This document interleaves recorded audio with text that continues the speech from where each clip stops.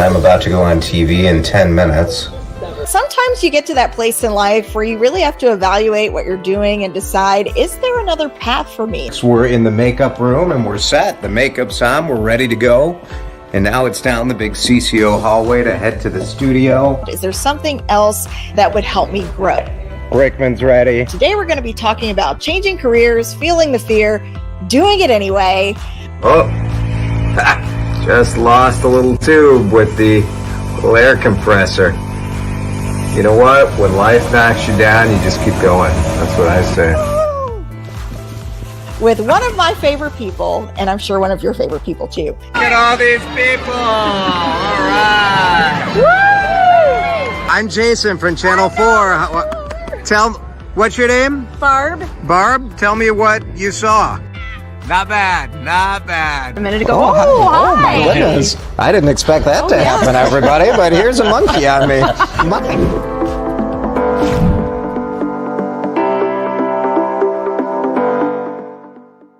Hi, Jason. Thanks so much for joining me today. Shayla, thanks for having me. It's great to be here.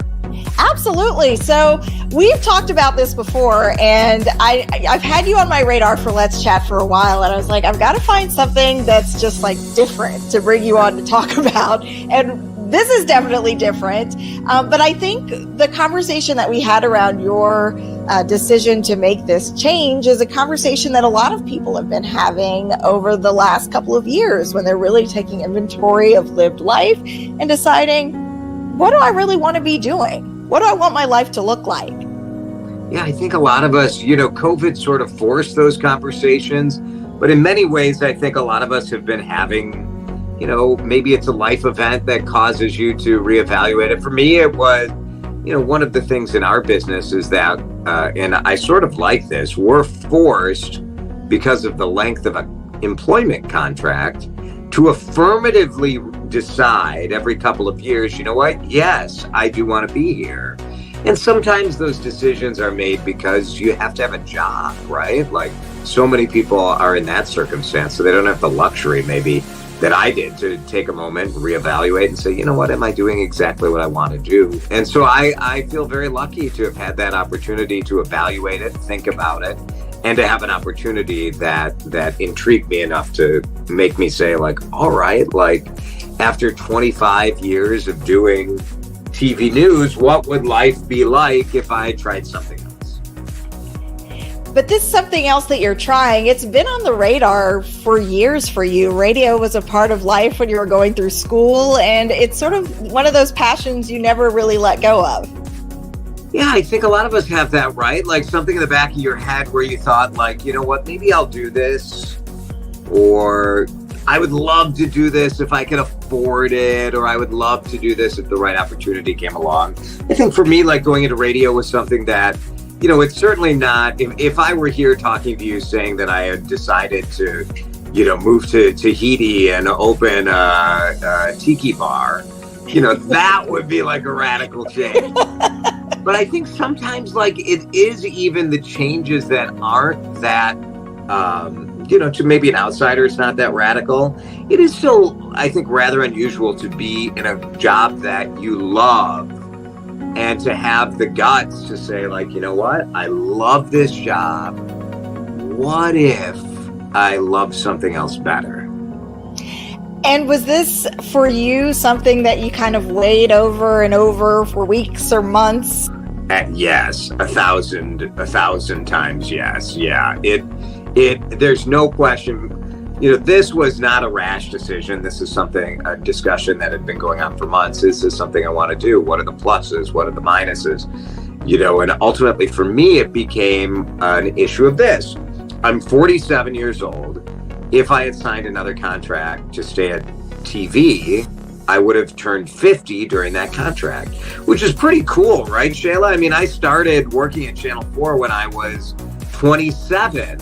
And so I certainly never thought when you are in this business and you go somewhere, you don't think like, oh, I don't even know if I ever thought I would be 50. Like when you're 20, it seems so far away. Yeah. But to me, it made me feel a little like, you know what, like if I'm going to jump, I have to do it now because I'm still young enough and young is all relative, right? But 47, if it doesn't work, I'm young enough to jump back. Or if I miss it so much, I'm young enough to jump back. So it is, I think a lot of us think about the second act, right? Like, what would be if you could start over and, still make a living and still support your family. I have 2 kids who are going to be going to college over the next couple of years. You need to support your family. Like, what would I do? What would I do? It's interesting to force yourself to have that conversation. And for you, was television your first love and then you picked up an interest for radio, or where did those interests kind of come in play for you? Yeah, I always wanted to be in broadcasting, but when I was young, I wanted to do that from, I remember being like a 2nd or 3rd grader, kind of walking around the backyard and the school playground with a microphone interviewing people, which, boy, was I a cool kid or what? So let me guess, your parents had no doubt that what you're doing is what you wanted to do. Yeah. And they've known that since you were little. My parents were incredibly supportive. I was a very high achieving student. So if you're a student that had grades I had or test scores that I had, you would think oh, this kid's going to be a lawyer or a doctor or something like that. And I was like, no, I want to be a broadcaster. And they're like, what about being a lawyer? Or they never tried to discourage me, but they definitely were like, are you sure? And I was always sure. And so this is what I've been doing. And get ready for your 15 seconds of fame. We'll show you the latest feature hitting social media. You know it's a good morning on WCCO when you've got the Hoff on the giant monitor. You love yourself some Hoff, don't you? Oh, yeah. Have to see what this sunrise looks like. I gotta do it from the roof. It's the best view. Oh, come on. Isn't that great?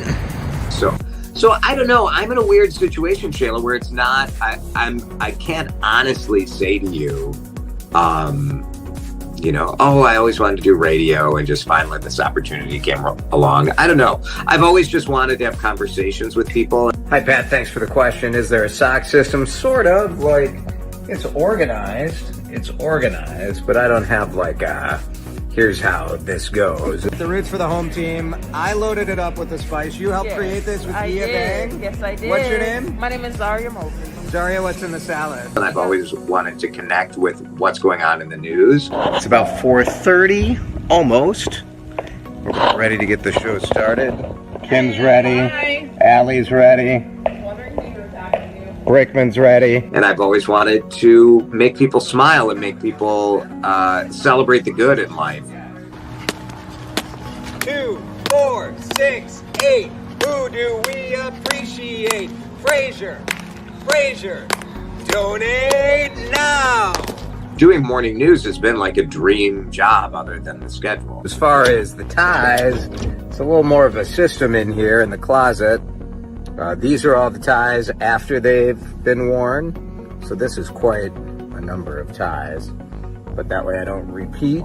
Schedule has been amazing for my family. Happy birthday to you! Happy birthday to you! Chicken! I asked for rain on the soccer field. How's the rain, Sammy? 9 years of waking up at 2:30 in the morning. Well, this is where my morning starts. We're in the makeup room and we're set. The makeup's on. We're ready to go. It's tough, this, and you know this, right? How the schedule, the physical toll that the schedule takes, I think, is a little surprising to people. Yes, it can be very tricky, learning your sleep schedule, trying to navigate life at hours where your body is saying, why aren't you asleep right now? Yes, which is pretty much all of the hours we're operating. Right. What is happening here? Right. And, the good of it outweighed the bad for me, for sure. When I started on mornings 9 years ago, my kids were, Seth would have been 8. I got to be at everything. I got to go to every soccer match. I got to go to all of their, choir concerts. And so that has been a terrific gift. I've really appreciated that. Sometimes when you're good at what you do, people want you to be in a place that's comfortable for them because they're used to you being the person that helps them start their day. You are not going to believe the transition, guys. It's going to be amazing. Navigating what other people want with what you want for yourself, that can be a tricky space to be in. Boy, that's such a good question, Shayla, because that is, people's expectations for you, especially if you're good at something. Like there's this idea that like, why would you're good at this? Why would you do something else? And I think it's, when you look at people who are like entrepreneurs or very creative people, you have people who are good or maybe natural leaders, right? You have people who are pretty good at leadership, and you have people who are good at something. And so the outside pressure is like, you're really good at this. You should keep doing this. Why would you not want to do this? I will say I've been a little stunned that since my announcement, I expected a lot more of that. I think I had internalized this idea that like the outside world expects me to be the morning anchor. Are you planning to book an Airbnb on your next trip? Well, you might want to keep this in mind. No parties, Heather. No ragers. No event. And what is it going to be like when I go back to my college reunion? And right now, when I go back to my university and you say like, oh, I'm the morning news anchor in Minneapolis. And people are like, wow, morning news anchor. That's very impressive. Next year, I'm going to go back and say I host a radio talk show. And you wonder, you're like, I wonder how people will react to that. I don't know. Our jobs in many ways end up being a shorthand for how other people define us, which is sort of asinine, isn't it? Like we're all so much more than that. But so it goes. That is sort of how America works. Yes, but I think at the same time, even though, other people may not understand the path that you're on, if the path that you're on feels most authentic to you, then who cares what they think? Yeah. Yeah, that's easier said than done when you work in a field that comes with public perception, right?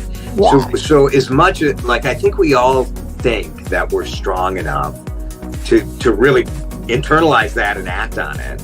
I do think those external pressures are so powerful. And for me, when I went through the evaluation process, and I will say I'm so lucky, like my wife has been an incredible partner on this journey. And I hope all of you who are watching this have someone in your life that can really guide you through this and ask the right questions.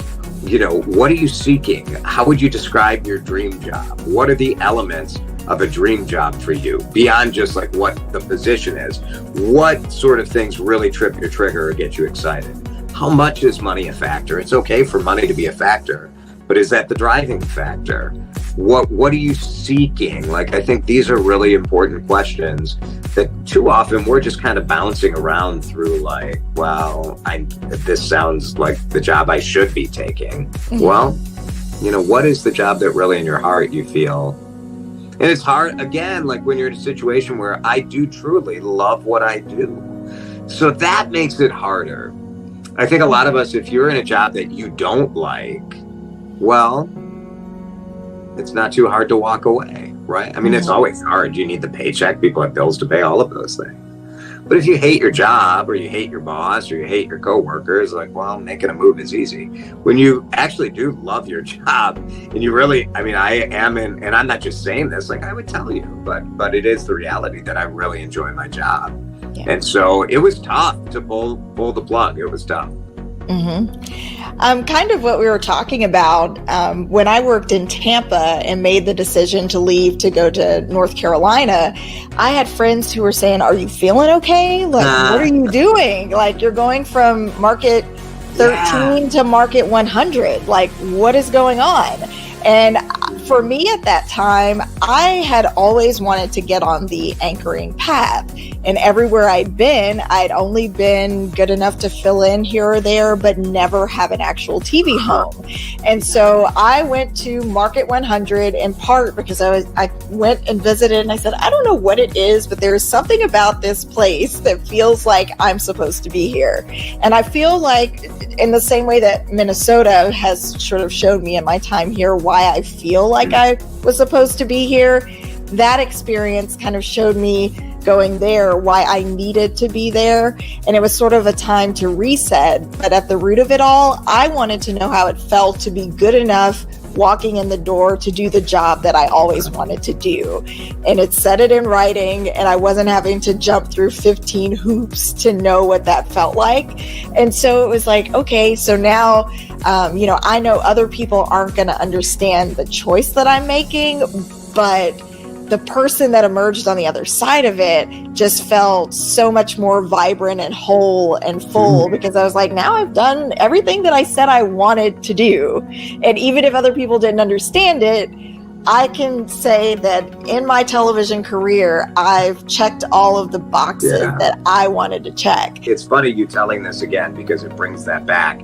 But I remember in that moment being really impressed at you having the strength to identify, like, you know what, I want to do this. I know, like, maybe we all think that a career path is like this straight line, right? But the reality is sometimes it's like a little bit of this jagged, like, and you hope it moves up, but it isn't always just a linear graph. Right. And I think, it's hard to do something that's a little different than what's expected. Sometimes you have to think about, my wife right near the end of this decision process, she sort of freaked out. Like, that's her job. She's like, her bias is more towards safety and status quo, and mine is more like, let's try something new. Yes. We both have sort of moderating influences in our lives. It sort of like reels you in sometimes. Yes, and if you take it the right way, it's wonderful because you're really going to have a discussion about what you want to do. And she sort of freaked out about it. And the way I described it to her, because she was like, are you sure? Like, you really have a job you love? Do you really want to completely, and I know on the outside you might look and say like, you filled in on the radio. It's not that different. Well, I've never done it 5 days in a row for a year. So it's different. It's got to be different. I told her that my job, if I stay at my job, it keeps me on a straight path with no other doors opening, which is great. Like, it's a great path. It's a great job. I said, if I do this other job, it puts me on a path with infinite number of doors opening. Who knows what other possibilities might be lurking if I go in this other direction.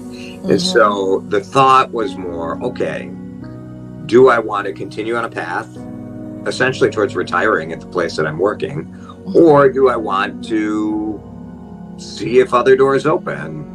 And so Alyssa was like, all right, that makes sense. Like, at your age, you're probably not ready to say, I'm done seeing if there are other doors that might open. So here we go. Here we go. And I say we because we'll all be listening to you. Everyone's like, he's staying in town. At least we can find him somewhere. I think COVID, Shayla, changed the reaction from people. I really expected a lot more like, are you sure? Or is this a step down, like going from TV to radio? And I really haven't gotten much of that at all. So I think it's because everyone out there has done this analysis. Yeah. And do you think at all, I think back to the person that I was when I was in my early 20s and what I thought my career trajectory would be. And when I get to my 30s, I'm going to be here and I want to be here by 35. And I found, I think, now that I'm approaching 40, that I think what's most important to me is, like, do I like trust the people that I work with? Do I feel that I can grow where I am? Do I feel peace when I show up at my workplace? Do the people that I work with make me feel good? Like the things that I really wasn't concerned about in my 20s, I find myself more concerned about those things now, because someone could be in New York or LA and say I'm in market 1 or 2, but they go to work every day and they're miserable and have a headache and they just dread going to the job. But if you can be anywhere where you feel excited about showing up, you enjoy the people you work with, you feel that you can bring your whole self to that space. Yeah. I think as you age, I don't know if that's been the case for you, if that factors into your decision of what's important or, what you value in any way. Yeah, I think all of that does, right? For sure, the people you work with, are you happy when you go to work? It is surprising. And I think the younger generation has a better handle on how much that impacts their overall well-being than maybe my generation did, where we just were like, what you're supposed to do is go to work. You go to work, you work, like just work. Stop belly aching about quality of life and work-life balance and all of this. Yeah. We're doing, especially in a field like television journalism, any form of journalism, you sort of believe like this is a calling. A lot of workplaces do a nice job of conning people into thinking they should get paid and in it being a calling. Yes. I think the people you work with, gosh, I feel for folks who are in a toxic work environment, right? Because you feel like you can't escape because you need a paycheck. Like work is a paycheck, right? Like I think we romanticize this, that it needs to be this calling, that it's this spiritual, and if you're lucky it is, but for most people work is work. You go to work as a means to an end, and there's nothing wrong with that. Like I think we undervalue the fact that most people go to work because they love their family and they want to pay for their house. Like that's why most people go to work, and that is fine. I thank you and Reg and Ray and some of the people of color in our newsroom for really speaking up and standing up and to help people who never really had to think about what it feels like to be less valued or less seen in the workplace. And I do think in many ways, like the younger generation is doing us all a favor by making the workplace a more welcoming environment. It's so wonderful to work with so many people that are happy and content with where they are in their lives, and you can show up as a whole person, that's okay, and they genuinely are interested in what you're doing and what you're working on, and you don't have to shrink. Everybody I work with is doing something interesting and cool. I may be doing something interesting and cool too, but we can all celebrate all the things that we're all doing and all show up as our whole selves. What do you think makes the difference, Shayla? Why do you think it's because people are like a little more settled and a little less competitive? Your whole people outside of the station.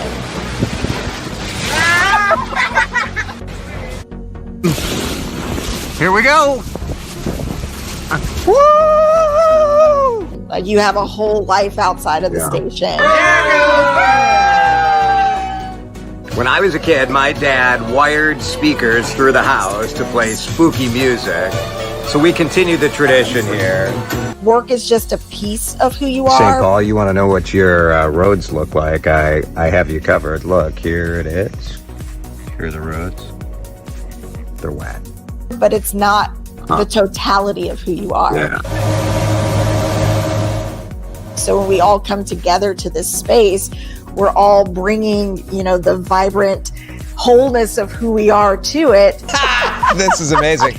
And we're not depending on the work environment to show us who we are, to define who we are. Well, and say, if you are going to be out in the lawn today, lawn father, drink some water, find some shade. The onus that we put on that space is different. Call Airbnb and say, they're having a party. There's dancing and music. Get this out of my neighborhood. That's what it would sound like. No parties, Heather. Sorry. That's it. Oh, boy. And I'm saying that, too, as someone who spent a nice chunk of my 20s looking for work to show me who I was. Me And, too. yeah. No, I think you're right. And when, if I'm asked to like describe my colleagues, I always think of like outside of work things to sort of describe them as, right? Yeah. I was asked today to describe you. And I talked about that you love to craft, and I talked about your gift that you gave me. I have a page called DeRusha Seeds. Hi friends, as you know, I've been doing my best to make sure that my yard is kind of bee friendly. Being a lawn influencer is a pretty good gig. Where I was sort of messing with people that my new career was going to be lawn influencer. Yes. But people have liked the stuff so much, the content just gets more and more ridiculous. I mean, so like, I think about you in context of like the total person, like your kindness and your curiosity. And it's not really, it is funny, like just the way you describe that, I really don't think of my colleagues really in terms of what they do on the job at all. Yeah. Kind of weird, right? So different from like 10 years ago in my career when I was probably more like, I gotta get ahead, I gotta do this, I gotta do that, I gotta get to the next market, I should be in a bigger place, am I doing it? Is it? And I probably would have been more of a little crazy in describing people or even thinking of myself. You and I are forced by contract length to sort of reassess, like, do I feel like I'm on a path to growth? Do I feel like I'm fully satisfied? Do I feel like I just have this urge to scratch an itch and try something new? Is now the time? Like, I think we need to give ourselves permission to like really analyze our own path, And you're doing it. I'm doing it. Yes. And I think the great thing about you though, Jason, is like, no matter whether you're broadcasting on television or broadcasting on the radio, the person that you are comes through either way, and you're just good at what you do. And no matter what the forum is, you are gonna shine. Well, I hope so. That's super nice of you to say. Like, I think, what you definitely show in this series is how good you are at pulling conversation out of people and really helping people showcase the things that they want to say. And I think about like my role as a news anchor, and the real honor in that job is that you get to highlight the great work of all of your colleagues. So my main job is taking everybody else's work and holding it up and showcasing it the best way I can. And it's a pretty cool thing. So I look forward to like continuing to showcase and drive conversation and just doing it in, without makeup or a suit. You can grow the beard out. I can grow the beard. I don't have to wake up at 2:30 in the morning, all of those things. Live life on the edge, sleep. Yeah, what's that going to be like? It's going to be amazing. I can't wait to watch your social media feed because you have time now. You have time, like even more time to be everywhere now. A little of the craziness that I've been doing, like unleashing a little, I feel it already, like unleashing some of the creativity that pops out when you feel a little untethered, I guess. Yes. And that's the cool thing about radio too. I guess you may have a little bit more freedom to go a little further than you are able to in television news. Yeah, I don't think people should expect that like I'm going to become some sort of shock jock or all of a sudden you're going to like, now you'll see Jason's real political thoughts. Like, I don't, you'll hear more opinion from me, like, and that'll be interesting to explore. Like, because as a news anchor, like I definitely push the envelope and share my thoughts on things as a news anchor.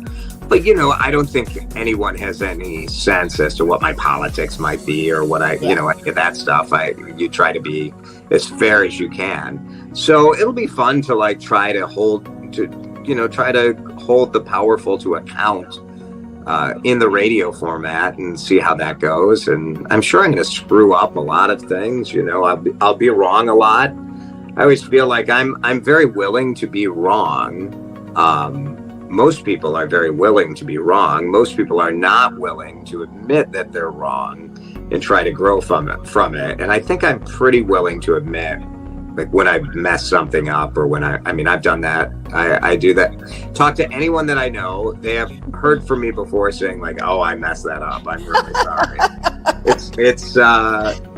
I thought it was funny that one day you told me some viewer had approached you, and they said, "I think you said something that like may have offended me," and I was like, "I didn't even think about it." But you apologize anyway. I'm just saying it to say you. And you're like, if I did offend you, I just want to make sure that you know that I didn't mean anything by it. But that speaks more to your character as a person. That I feel like we'd all be a lot better off if we could just like not be so worried about defending ourselves and worry a little more about thinking about, oh gosh, like if someone interpreted that wrong, like I have some fault on that, right? Like my job is to communicate clearly, and if someone took something, you're like, oh, wow.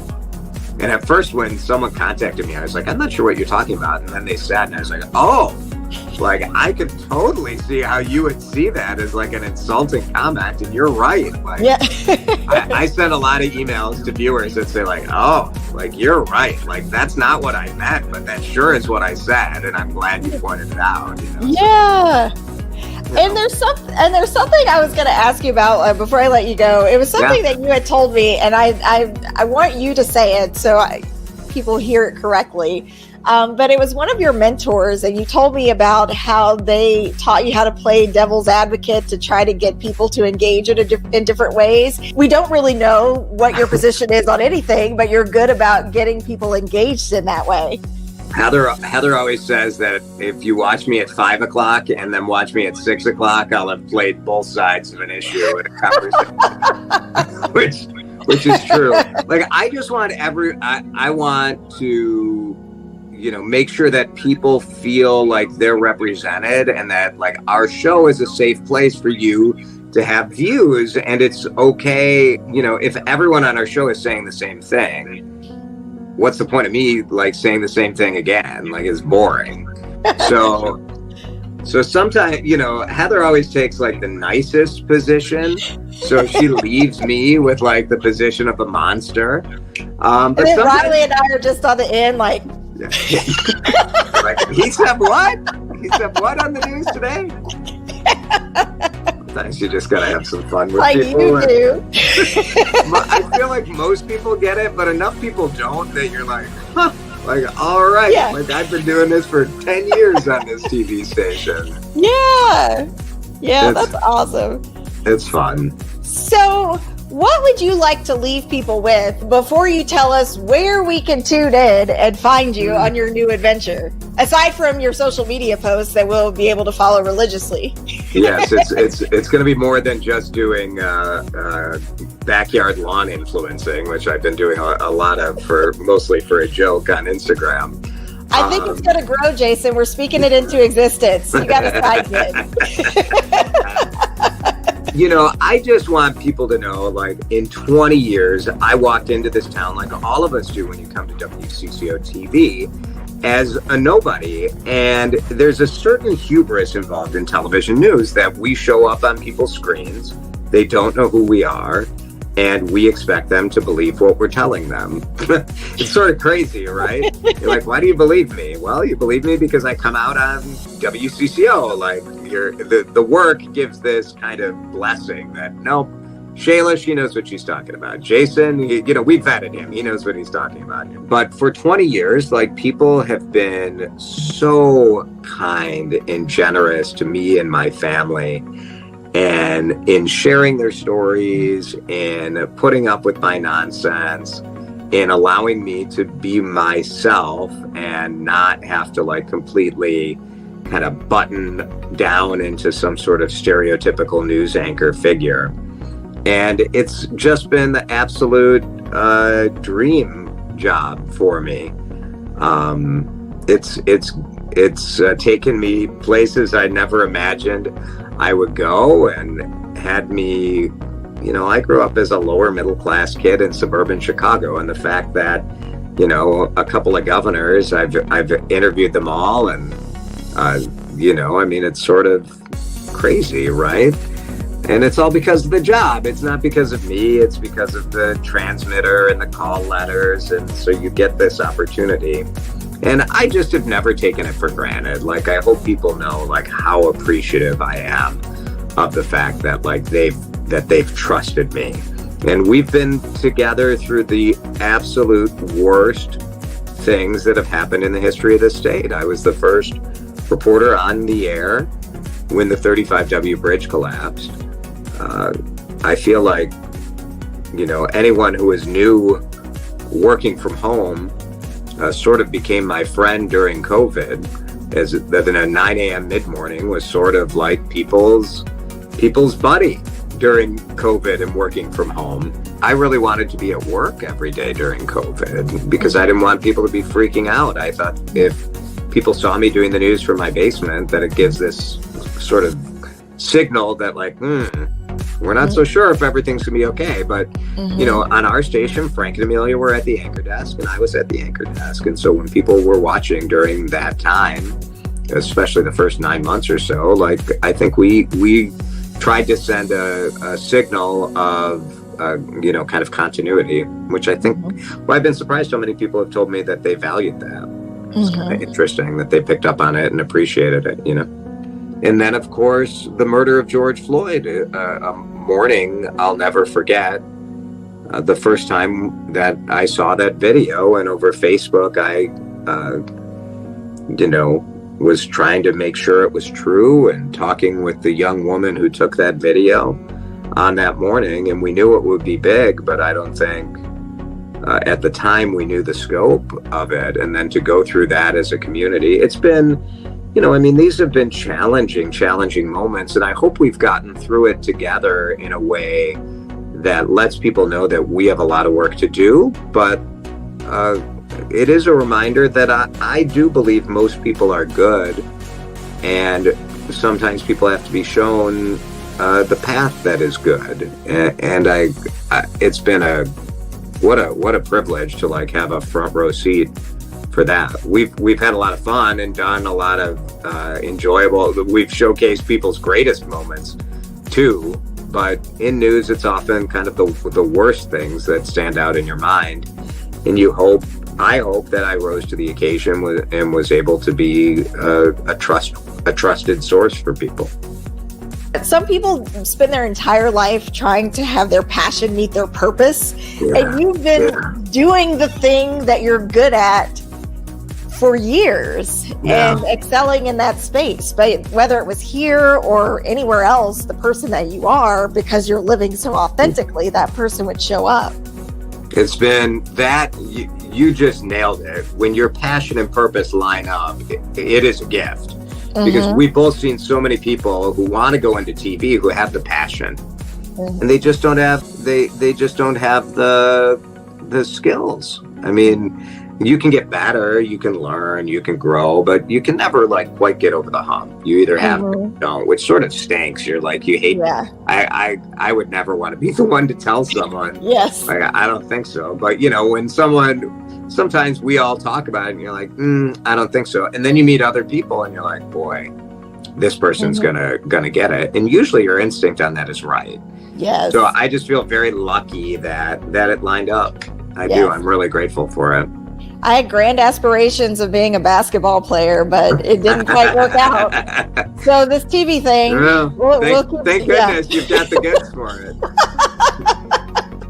Yes. So yes, eventually, you know, those things that aren't really you, they fall away, and then you gravitate towards the ones you're better at. And here we are. Yes. My fashion model career didn't quite work out either. I don't know. You either? It may be the hairline. I don't know. I could get a wig, I'm sure. We could fill that in, no problem. Nobody cares now. You're going to radio. That's right. Yes. You can grow a long, luscious mane if Alyssa will let you. That's right. It's all up to her. It's all up to her for sure. So where can we find you, Jason? So I'll be live on the radio from 3 to 6, WCCO Radio. News Talk 830 AM, but you can also get us on your smart speaker. That I think is the best way to do it if you have like Amazon or whatever. Ask Alexa to play WCCO. Our very first radio game show. Will this work on the radio or not? We don't know. We are playing Card Sharks. Show will be cut into a podcastable format too. So people will be able to stream it on demand, but it'll be live from 3 to 6, Monday through Friday. I'll be sleeping to a reasonable hour in the mornings and hosting radio. I'll be helping get people home in the afternoon. You will be a whole new person in about, I don't know, 5 or 6 months of sleep, maybe. You'll have like even an extra burst of energy. I know. I feel like I'm pretty energetic now, so I hope I don't become extraordinarily annoying with extra sleep. But it's going to be nice. Details. Yes. It'll be good to have just 7 or 8 hours of straight sleep instead of my hour and a half nap and 5.5 hours of sleep at night. So this should be good. She's going to have to deal with me being home at night now. Like, she used to have like some alone time to work out or do whatever. And now I'm going to be like, hey, what are we doing? What are we doing?